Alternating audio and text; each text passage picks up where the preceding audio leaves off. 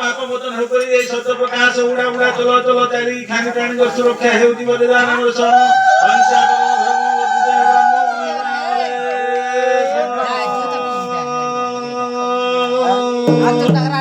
মোক্ষর হৃদয় acre মহিমণ্ডলে রহিব বিনা আশ্রিতরে নবর্তিবে নর দুঃখ দুঃখ ভাগে পড়ি জীব সচিদানন্দ পরব্রহ্ম মহিমা বলে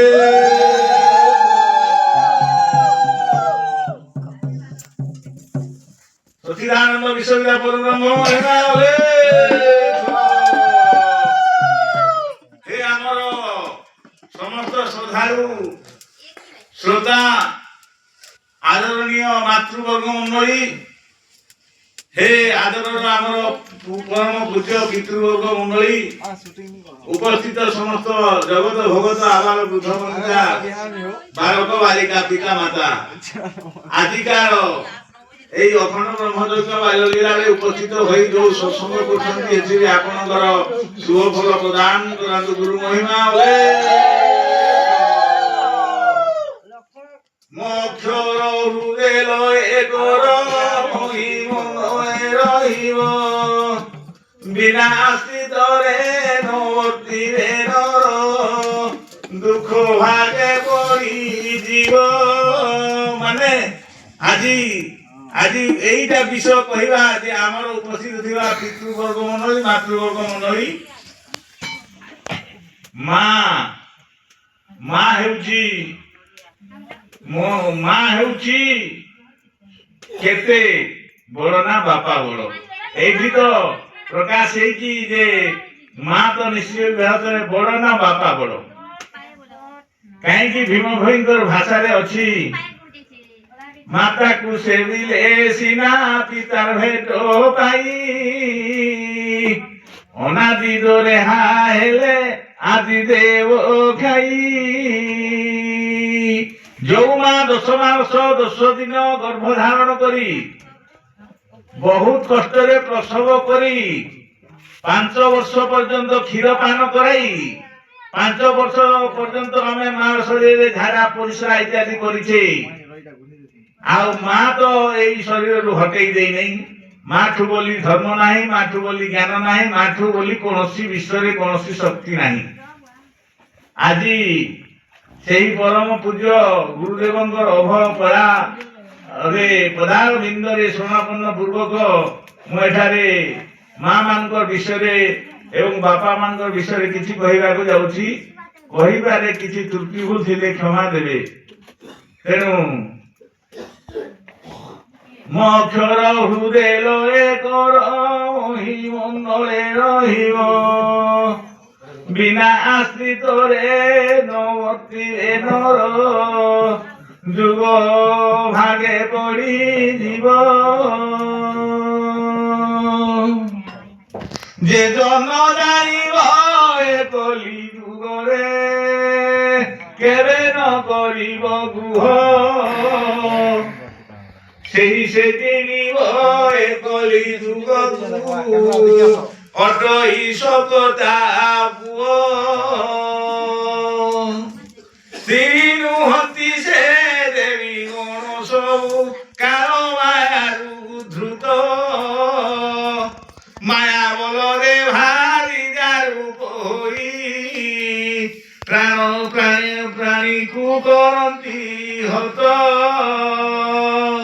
মায়া বলরে ভারি যারু কই প্রাণকু করন্তি হত তেণুকরি যে জন জানিব এ কলি যুগরে কেবে ন করিব কুহ সেই সে জিনিব এ কলি যুগকু অটই সকতা সভা থিলে করি সাধু সন্থরি নথিলে ধর্ম বিবেক পুরুষ থাই স্ত্রী রত্ন নথিলে গৃহে পিবার কি সুখ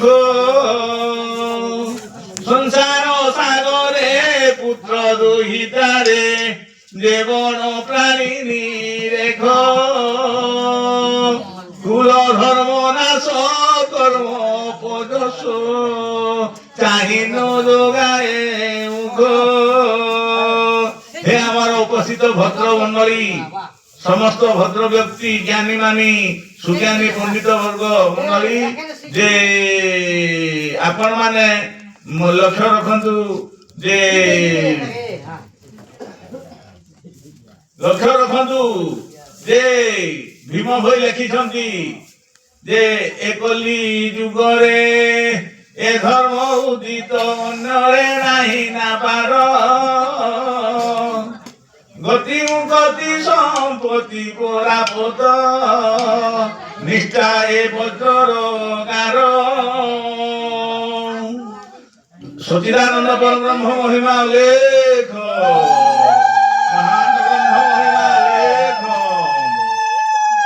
ତାହେଲେ ଆମର ମା ମାନେ ମା ଅକ୍ଷର ମୋ ଅକ୍ଷରରୁ ମା ହେଇଛି। ତାହେଲେ ମହିମା ନାମଟି ମଥା ପରେ ଅଛି, ଯେଉଁଆଡ଼େ ମୁଖ କଲେ ସେଆଡ଼େ ହେଉଛି ମହିମା ନାମଟି ସବୁଠାରୁ ସାର। ମହିମା ନାମକୁ ଧରି ହେବ ଯେ ଆମର ମୋ ଅକ୍ଷର ମାନେ ମହିମାକୁ ପ୍ରସନ୍ନ ହେଲେ କି କରିବ କାଳ ସିଂହ ପ୍ରାୟ ଫେରୁଥିବ ଭୁବନ ମଣ୍ଡଳ। ତେଣୁ ମହିମାଟା ହେଉଛି ତାହେଲେ ବ୍ରହ୍ମା ବିଷ୍ଣୁ ଶିବ ନିରାକାର 33 କୋଟି ଦେବତା ସ୍ୱପ୍ନା କୋଟି ଜୀବ ଉଡ଼ା ପୁଡ଼ା ଚଲ ଚଲ ଚାରି ଖାଣି ପ୍ରାଣୀକୁ ଯିଏ ସୃଷ୍ଟି କଲା, ବ୍ରହ୍ମା ବିଷ୍ଣୁ ଶିବ ମହେଶ୍ୱରଙ୍କୁ ଯିଏ ସୃଷ୍ଟି କରିଛି ସେ ହେଉଛନ୍ତି ଅପରିବର୍ତ୍ତିତ ଅବିନାଶୀ ବ୍ରହ୍ମ। ଯୋଉଟା ବ୍ରହ୍ମ କହୁଛୁ, ଯୋଉଟା ଭଗବାନ କହୁଛୁ, ଯାହାକୁ ପରମାତ୍ମା କହୁଛୁ, ସେଇ ପରମାତ୍ମାଙ୍କର ଶକ୍ତିକୁ ମହିମା କହନ୍ତି। ତାହେଲେ ମହିମା ପ୍ରସନ୍ନ ହେଲେ କି କରିବ କାଳ ସିଂହ ପ୍ରାୟ ଫେରୁଥିବ ଭୁବନ ମଣ୍ଡଳ। ସେହି ମାର, ସେହି ମହିମାର ଅଂଶ ବିଶେଷ ହେଉଛି ମା, ଯିଏ ଜନ୍ମଦାତ୍ରୀ ଜନନୀ 10 ମାସ 10 ଦିନ ଗର୍ଭ ଧାରଣ କରିଛି। ସେହି ମାଠୁ ବୋଲି ଆଉ ଧର୍ମ ନାହିଁ, ମାଠୁ ବୋଲି ଆଉ ଜ୍ଞାନ ନାହିଁ, ମାଠୁ ବୋଲି ଆଉ କୌଣସି ଶକ୍ତି ନାହିଁ। ତେଣୁକରି ଏଇ ମାତୃଶକ୍ତି ଲାଭ କରିବାକୁ ଗଲେ ଆମକୁ କଣ କରିବାକୁ ହେବ ଯେ ମା ଅକ୍ଷର ମୁଁ ଏଇଠି ଆପଣମାନଙ୍କୁ ସୂଚେଇ ଦେଉଛି ଯେ ମାତାକୁ ସେବିଲେ ସିନା ପିତାର ଭେଟ ପାଇ ଅନାଦି ଦୋରେ ହେଲେ ଆଦି ଦେବ ଖାଇ। ମାତାକୁ ପ୍ରଥମ ଗୁରୁ ହେଲେ ମା। କେମିତି ହେଲେ, କେମିତି ମା ଗୁରୁ ହେଇଛନ୍ତି ଦେଖନ୍ତୁ। ଯୋଉ ମା 10 ମାସ 10 ଦିନ ଗର୍ଭ ଧାରଣ କରିଛି, ମାନେ ବହୁତ କଷ୍ଟରେ ପ୍ରସବ କରିଛି, ପ୍ରସବ କରି ସାରିଲା ପରେ ତାକୁ ଝାଡ଼ ପୋଛ କରିକିରି ତାକୁ ସ୍ୱଚ୍ଛ ପବିତ୍ର କରାଇ ତାକୁ ଶରୀର ଆଦି ଯୋଉ ଲାଗିଥିବା ମଇଳା ଗୁଡାକ ସାଫ କରାଇ ମା ମାନେକୁ ଯିଏ ସନ୍ତାନର ଜନନୀ ତାକୁ ଦେଇ ଦିଅନ୍ତି। ସେ ନିଜର ସ୍ତନରୁ କ୍ଷୀର ପାନ କରାଏ। ତାହେଲେ ଶିଶୁକୁ କୋଳରେ ଧରିକିରି ଯୋଉ କ୍ଷୀର ପାନ କରାଉଥାଏ, ଶିଶୁ ତାହା ଅବଲୋକନ କରି କରି ମା ମୁଖକୁ ଅବଲୋକନ କରି କରି ଏଇ ସନ୍ତାନ ଶିଶୁ ସନ୍ତାନଟା ମାନେ କ୍ଷୀର ପାନ କରେ। କ୍ଷୀର ପାନ କରୁ କରୁ କରୁ କରୁ ଯେତେବେଳେ ପେଟ ଭରିଯାଏ ଆଉ କରେ ନାହିଁ, ପେଟ ଭରିଗଲେ ଆଉ କରେ ନାହିଁ। ତେଣୁ କରି ସେ ଶୋଇପଡ଼େ। ଶୋଇପଡ଼ିଲା ପରେ ଯେତେବେଳେ ତାର ନିଦ ଭାଙ୍ଗେ, ଦେଖେ ଯେ ସେ ଯୋଉ ଜନ୍ମଦାତ୍ରୀ ଜନନୀ ବା ଯିଏ ଆମକୁ ପ୍ରସବ କରିଛି ସେ ଦେଖାଯାଉନାହିଁ। ତେଣୁ ଏପଟ ସେପଟ ଅନାଏ, ମାନେ ଭୋକ ବି ହେଲାନି, କଣ କରିବି କଣ କରିବି କଣ କରିବି, କୋଉଠୁ ଏଇ ମାନେ କ୍ଷୀର ପାଇବି, ମାନେ ତାର ମନରେ ଯୋଉ ଖାଦ୍ୟଟା କୋଉଠୁ ପାଇବି ବୋଲି ସେ ଚିନ୍ତା କରେ। ଚିନ୍ତା କରୁ କରୁ କରୁ କରୁ କରୁ କରୁ ଯେତେବେଳେ ବେଶୀ ଚିନ୍ତା କରେ, ତାପରେ ଯେମିତି କ୍ଷୀର ଖାଉଥିଲା, କେମିତି ପାଟିକୁ ଖୋଲା କରି ଖାଇଥିଲା ନା କ୍ଷୀର, ମା ସ୍ତନରେ ମୁହଁ ଲଗେଇକରି ଖାଇଥିଲା ପାଟିକୁ ଖୋଲା କରିକରି। ତେଣୁକରି ତାର ହୃଦୟ ଆସେ, ମା ପାଟି ଖୋଲା ହେଲାଣି, ଦେଖନ୍ତୁ ମା ପାଟି ଖୋଲା ହେଇଗଲାଣି। ତେଣୁକରି ନିଜର ଶିଶୁ ପ୍ରଥମରେ ନାମକରଣ କରିଛି ମାକୁ। ଆଉ ବାପା ବାପା ମାନେ ଦେଖନ୍ତୁ ଏଇଟା ପାଟିଟା ବନ୍ଦ ହେଇଯାଉଛି, ପାଟିଟା ବନ୍ଦ ହେଇଯାଉଛି, ମା ହେଲେ ଖୋଲୁଛି। ତେଣୁ ଖୋଲିବାଟା କୋଉଠୁ ଆରମ୍ଭ ହେଇଛି? ନାଇଁ ମାଠୁ। ଯୋଉ ମା ଆମକୁ ଏ 10 ମାସ 10 ଦିନ ଗର୍ଭ ଧାରଣ କରିଛି, ବହୁତ କଷ୍ଟରେ প্রসব করেছি ଆଉ 5 ବର୍ଷ পর্যন্ত ঝାড়া পরিস্রা করিকি সাফা করিকি কেতে যে তেল সাବୁন লগাইকি ଆମକୁ যত্ন করছি সে ঋণটা এই জন্মরে কৌশি পুଅ সুঝি পারিব ନାହିଁ কিংবা ঝিଅ ମଧ୍ୟ ସୁଝି ପାରିବ ନାହିଁ। ଯୋଉ ମା 10 ମାସ 10 ଦିନ ଗର୍ଭ ଧାରଣ କରିକିରି 5 ବର୍ଷ ପର୍ଯ୍ୟନ୍ତ କ୍ଷୀରପାନ କରିଛି, ଝାଡ଼ା ପରିସ୍ରା ସଫା କରିଛି, ଆମେ ମା ଶରୀରରେ ଦୌଡ଼ିଛେ, ପରିସ୍ରା କରିଛେ, ଝାଡ଼ା କରିଛେ, ହେଇଟା ଏଇ ଜନ୍ମରେ କୌଣସି ପୁଅ କିମ୍ବା କୌଣସି ଝିଅ ମାର ଋଣ ସୁଝିବ ନାହିଁ। ତେଣୁ ପ୍ରଥମ ଗୁରୁ ହେଲେ ମା। କିପରି ମା ହେଲେ? କିପରି ପ୍ରଥମ ଗୁରୁ ମା ହେଲେ? କାହିଁକି ନା ଶିଶୁ ମା ନାମଟି ପ୍ରତ୍ୟେକ ସନ୍ତାନ ଆପଣମାନେ ଦେଖିଥିବେ ଯେ ଶିଶୁ ଜନ୍ମ ହେଲେ ମାନେ ପ୍ରଥମରେ ମାକୁ ଖୋଜେ। ତାର ଶବ୍ଦଟା ମୁଖରେ ସେ ଆସିଛି କେତେବେଳେ କ୍ଷୀର ଖାଉ ଖାଉ ଯୋଉ ନାମକରଣ ହେଲା ମା, ସେଇ ମା ଶବ୍ଦଟା ପ୍ରତ୍ୟେକ ସନ୍ତାନ ପ୍ରଥମରେ କହନ୍ତି। କି ଆପଣମାନେ ଦେଖିଛନ୍ତି କୋଉଠି ବାପା କହୁଛନ୍ତି କି? କୌଣସି ଜାଗାରେ ବାପା କହୁନାହାନ୍ତି, ସର୍ବପ୍ରଥମରେ ମା କହୁଛନ୍ତି। ତେଣୁକରି ମାଙ୍କର ଆମର ଭୀମ ଭୋଇ ଯୋଉ ବନ୍ଦନା ପାଦ ପଦ୍ମରେ ଲେଖିଛନ୍ତି ଯେ ମାର ବାସ୍ତର ଗୁଣ ବନ୍ଧକୁ 112 ଥର ପବନ ହୋଇ ଶରୀର, ତାହେଲେ କରୁଛନ୍ତି କର୍ମ ମାନ ପିତା ମାତାଙ୍କ ବିଧାନ, ଉରେ ଅସ୍ତର ସନ ହେନି 64 ବନ୍ଧକୁ ବନ୍ଦନା ପାଦ ପଦ୍ମକୁ। ଯେ ମାନେ ବନ୍ଧକୁ 112 ଥର ମାନେ 64 ଥର ପିତାଙ୍କର ବିଧାନ। ତେଣୁ 64 ସହିତ 112 ଗୁଣନ କଲେ 7168 ଥର ହଉଛି। ତାହେଲେ ମାତାଙ୍କ ବିଧାନ 74 ଥର, 72 ଥର। 72ରେ 112 ଗୁଣିତ କଲେ 8064 ଥର ହଉଛି। ତେଣୁ ଏଇ ମାନେ ବାପାଙ୍କର କାହିଁକି ମାଙ୍କର ବେଶୀ ହେଲା? ମାଙ୍କର ଗୁଣ ସବୁଠୁ ଅଧିକ ଥାଏ। ମା ବହୁତ ଉପବାସ ରହିପାରେ, ବାପା ରହିପାରେ ନାହିଁ। ମା ମାନେ ସହନଶୀଳତା ଗୁଣ ବାପାଠୁ ବେଶୀ ହେଲେ ଯାଇ ମା ପରା ଧରିତ୍ରୀ, ଏ ଧରିତ୍ରୀରେ ଦାରି ଚୋରି ହତ୍ୟା ମିଥ୍ୟା କେତେ କରିଗଲେ ଯେ ସହିଛି। এই ধরিত্রীরে কেতে যে উৎসকূপ, গভীর কূপ, মানে নলকূপ, মানে অনেক প্রকার ব্লাস্টিং, অনেক প্রকার ভূমি নঙ্গল কর্ষণ, ঝাড়া পরিস্রা ଛେପ ସିଙ୍ଗାଣି ସବୁ ପକଉଛି, ସବୁ ସଉଜି। ତେଣୁ ପଥର ପାଷାଣ ପରି କର ତୋର ଇଆ, ତେବେ ଅଣରୂପ ବ୍ରହ୍ମ କରିବେ ସୁଦୟା। ତାହେଲେ ପଥର ପାଷାଣ ପରି ମା ତାର ଛାତିକୁ ପଥର କରିଛି। ସ୍ୱାମୀ କହିଲା 2 ପଦ, ଶ୍ୱଶୁର କହିଛି ପଦେ, ଶାଶୁ କହିଲା 5 ପଦ, ପୁଣି ନଣନ୍ଦ ଦିଅର କହିଲେ କଣେଇ କଣେଇ, ସବୁ ଯାକ ସହିକରି ଯେ ପଥରକୁ ଛାତି ପଥର କରିଛି, ସେଇ ମା ଯୋଉ ସନ୍ତାନକୁ ଜନ୍ମ କରିଛି ସେଟା କୋଟିଏ ଜନ୍ମର ତପସ୍ୟାର ଫଳ। ମାନେ ଦୁର୍ଲଭ ରେ ଦୁର୍ଲଭ ଜନ୍ମରେ କରିଥିଲେ ଭାଗ୍ୟ, ଗୁରୁ ସେବା କଲେ ତରି ଜୀବରେ ଦୁର୍ଲଭ ଜନ୍ମରେ କରିଥିଲେ ଭାଗ୍ୟ। ପିତା ମାତା ଯୁକ୍ତ କାରୁ ଗର୍ଭେ ସଞ୍ଚରିଲା ଭେଲୁ, ପିତା ମାତା ଯୁକ୍ତ କାରୁ ଗର୍ଭେ ସଞ୍ଚରିଲା ଭେଲୁ, ବ୍ରହ୍ମକଳା ଯେବେ ଲାଗିଥିବ ରେ ଦୁର୍ଲଭ ଜନ୍ମରେ କରିଥିଲେ ଭାଗ୍ୟ।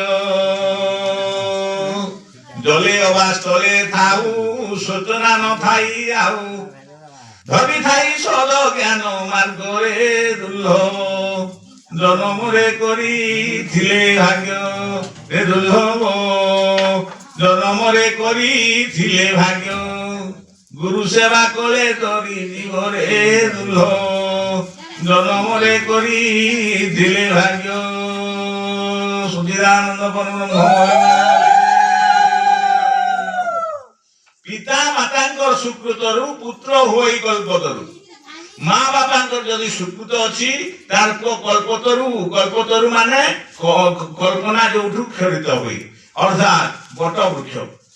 ଯେ କଳ୍ପତରୁ ବୋଲି ଗୋଟେ ବଟ ବୃକ୍ଷ ଥିଲା ଆଉ ଥାଏ ସେଇଟା ସେଇ ବଟ ବୃକ୍ଷ ତଳକୁ ଯିଏ ଯାହା କଳ୍ପନା କରିଯିବ କହିବ ମୋ ପାଇଁ ଖଣ୍ଡେ ଚାକିରି ମିଳିଯାଉ ତାକୁ ଚାକିରି ମିଳିଯିବ। ଯଦି ଚାକିରି ନ ମିଳିଲେ ମଧ୍ୟ କିଛି ଚାକିରି ପରିକା କୌଣସି ଅର୍ଥ ଯେମିତି ପ୍ରାପ୍ତି ହେଇପାରିବ ସେହି ପରିକା ମିଳିଯିବ। ସେଠିକି ଗଲେ ମତେ 500 ଟଙ୍କା ଦରକାର ଅଛି ବୋଲି ଯଦି ସେଇ ବଟବୃକ୍ଷ ତଳକୁ ଗଲି ସେଇଟା କଣ ସେଥିରେ ଆପଣଙ୍କୁ 500 ନହେଲେ 100 ଟଙ୍କା ହେଲେ ମିଳିବ।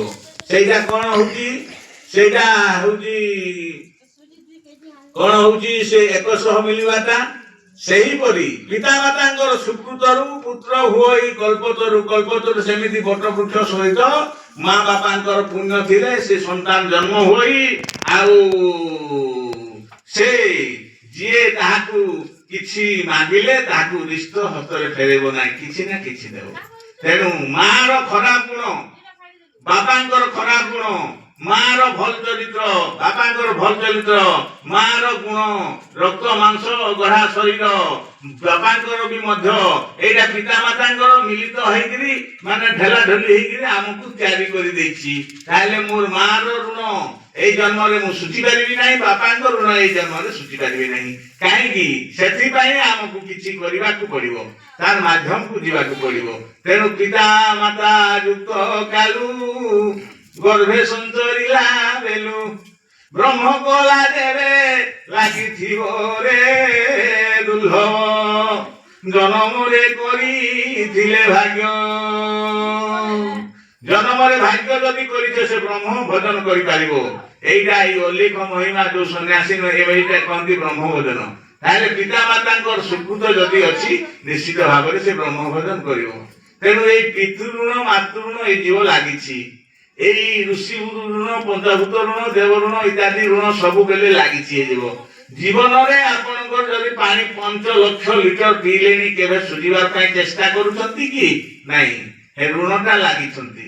ଜୀବନରେ ସୂର୍ଯ୍ୟ କିରଣର ଯୋଉ ସୂର୍ଯ୍ୟ କିରଣ ଆମ ଶରୀରରେ ପଡିକିରି ଯେତେ ଥଣ୍ଡା ଶୀତରେ ଜଳଜାଡ଼ ହେଇକି ଥିଲା ବେଳେ ସୂର୍ଯ୍ୟ କିରଣ ପଡିଲେ କେମିତି ଗୋଟେ ମନରେ ସନ୍ତୋଷ ଆସୁଛି, ସେଇ ଋଣଟା ଆମେ ସୁଝିବାକୁ ଚାହୁଁଛେ କି? ସୁଝିବାକୁ ଚାହୁଁନାହିଁ, କେହି ଲୋକ ସୁଝିବାକୁ ଚାହୁଁନାହିଁ। ସେ ଯାହା ବି ହେଉ ମା ବାପା ଋଣକୁ ସୁଝିବା କଥା। ଯଦି ମା ବାପା ଋଣକୁ ସୁଝିବେ ତାହେଲେ ଆପଣ ମାନେ ଏ ଧର୍ମକୁ ଆସି ନାହିଁ ଥାଇକିରି ମଧ୍ୟ ମହିମା ଧର୍ମକୁ ନ ଆସିକରି ମଧ୍ୟ ଆପଣ ମାନେ ତାର ମାଧ୍ୟମରେ ରହିଲେ ପିତା ମାତାଙ୍କ ଋଣ ସୁଝିବେ। ଆପଣ ତ ମାକୁ ଛାଡିକରି ଆସିଲେଣି, ଆପଣ ତ ମାକୁ ନିଜର ଛାଡିକରି ଶ୍ୱଶୁର ଘରକୁ ଆସିଲେଣି। ନିଜର ଭାଇ ପରିକା ସ୍ନେହ, ନିଜର ପଡୋଶୀ ଘରର ମା ବାପାଙ୍କର ସ୍ନେହ, ଭାଇ ଭଉଣୀ ସ୍ନେହ, ପିତା ମାତାର ଆଦର ସତ୍କାର ଏବଂ ପିତା ମାତାଙ୍କର ଠାରୁ ଯେତିକି ଜ୍ଞାନ ଅର୍ଜନ କରିଥିଲେ ସବୁ ଜ୍ଞାନ ଯାକ ଆଣିକରି ଆପଣ ମାନେ ଗୋଟେ ସନ୍ନ୍ୟାସୀ ଭାବରେ ଆସିକରି ନିଜର ଶାଶୁ ଶ୍ୱଶୁର ଦିଅର ନନ୍ଦକୁ ସମସ୍ତ ବାଣ୍ଟି ଦେଲେ। ସ୍ନେହକୁ ଅଧିକ ବଢେଇ ଦେଲେ। ମାନେ ଦିଅରକୁ ଅଧା, ନନ୍ଦକୁ ଅଧା, ଶାଶୁ ଶ୍ୱଶୁରଙ୍କୁ ସ୍ନେହରେ ମାୟାରେ ବନ୍ଧନ କରିପାରିଲେ। ତେଣୁକରି ଆପଣ ହେଉଛନ୍ତି ଗୋଟେ ସନ୍ନ୍ୟାସିନୀ ଯିଏକି ନିଜର ଜନ୍ମଦିନ ଠାରୁ ଯିଏ 15, 20, 22 ବର୍ଷ ପର୍ଯ୍ୟନ୍ତ ଯୋଉ ଗୃହରେ ରହିଥିଲା ସେ ଗୃହର ସ୍ନେହ ମମତା ଇତ୍ୟାଦି ପରିତ୍ୟାଗ କରି ନୂଆ ଘର ତିଆରି କଲା, ନୂଆ ଘର ବା ନୂତନ ଜୀବନ ଯାପନ କଲା। ସେ ମା ଧନ୍ୟ ହୋଇ ନ କରି ଅନ୍ୟ ବାପା ଧନ୍ୟ ହେଇପାରିବା? समझदार वाले को इशारा काफी है। माठू बोली आ धर्म नहीं, माठू बोली आ ज्ञान नहीं, माठू बोली कौन सी आउ विशेष बड़ नहीं। तेणु आज संक्षिप्त भाव में माँ ही बड़ बोली मोर विश्वास होती। आपण माने जहाँ विचार करेंगे सचिदानंद परब्रह्म महिमा घट भेद कथा बारता एका अंग हेले जाई क्षीर नीर ठारू अधिक विरती मन मिसाइले नहीं।